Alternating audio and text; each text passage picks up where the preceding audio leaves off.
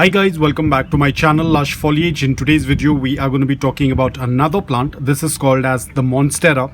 I'll put up the entire name on the screen.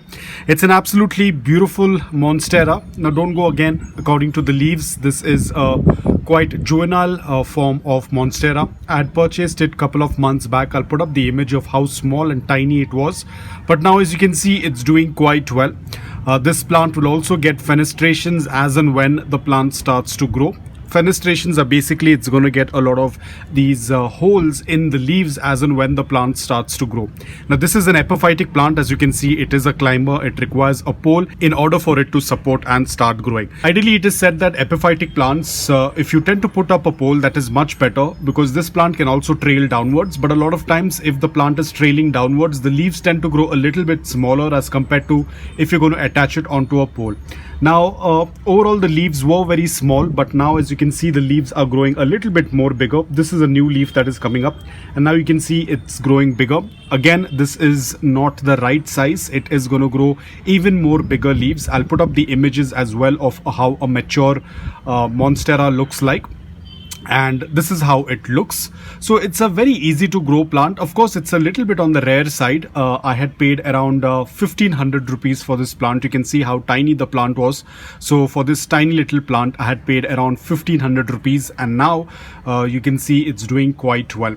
Now the basic care requirements remains the same as what we give for our Monsteras. You have to give it a good amount of indirect bright light. Do not keep it in a very low light condition. Otherwise the plant will start to have issues. They prefer a good amount of indirect bright light, filtered light or dappled sunlight. Do not expose it to direct afternoon sunlight, otherwise the leaves will get burned.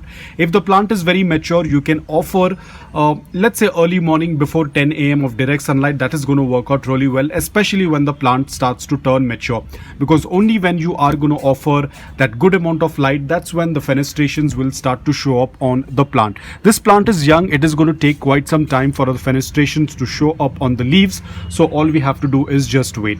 Now talking about the soil mix, the soil mix that I've used over here is a mix of coco peat, garden soil, sand and perlite, because they prefer loose, porous and well draining soil mix, which maintains a slight amount of moisture but not soggy wet soil. If the soil is going to stay soggy wet, then there is going to be a root rot, so you have to be extremely careful. Have a pot with drain hole so that the excess water can drain out and it doesn't pool inside the pot. Now talking about watering, whenever you see around 1 to 2 inches of the upper layer of soil is dry, go ahead and do a complete watering until the water starts passing through. A lot of people also tend to grow it in soilless media. You can do that as well. I prefer to go with the regular soil mix, which is, as I mentioned, coco peat, garden soil, sand and perlite. It tends to work out really well. The plant is definitely putting out a lot of new growth. Again, there was a little bit of, you can see the tips had turned yellow. Now this was because of the dry environment that I had during the summers, but again with misting and stuff like that, it has started to work out really well, and I do not see a lot of yellowing of the tips apart from this one leaf that I have over here, because they prefer a good amount of humidity. They are tropical plants. Warmer and humid environment is what they prefer in order to grow. So a temperature between 15 degrees Celsius up to 34-35 degrees Celsius is going to work out really well, and humidity anything above 60% is going to work out really well for the plant.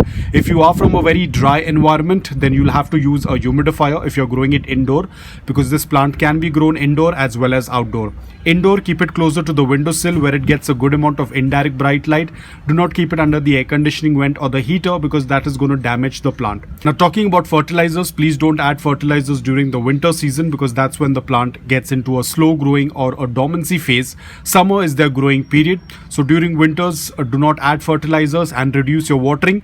So you can go with any liquid based fertilizer, or you can go with vermicompost or compost, whichever has been working out really well for you. Now talking about pest issues, yes, they do get affected with mealybugs as well as spider mites. So always do a routine check, probably once in 2 weeks, once in 3 weeks. Do a routine check. Turn the leaves and check, because spider mites will usually be under the leaves, and mealybugs you might happen to see it on the stem. So treat it at the earliest stage with any organic solution that you have been using. Do not wait for the last minute. Now talking about, is this plant toxic? Yes, this plant is toxic, so ensure you're keeping this plant away from the reach of small children and pets. Apart from that, it's a very easy to grow plant. Propagation is pretty simple. All you have to do is, you can see this, these are the nodes over here. As you can see, this is the nod with the root. So if I have to do a propagation, I have to just cut this portion over here, and then either I can put it in leca with water, or I can put it back into the soil, and it is going to work out really well. So it's pretty easy to propagate them as well. If you're looking out for a plant that looks very beautiful, tends to climb, then this is one of the plants you can add in your collection. It's super easy to care, provided you give the basic care requirements to the plant, it will do quite well. So guys, that's all about it. I hope that this video was helpful to you. If it was, please hit the like button, and if you're new to my channel, please consider subscribing to it. Until then, take care, stay safe, and keep propagating.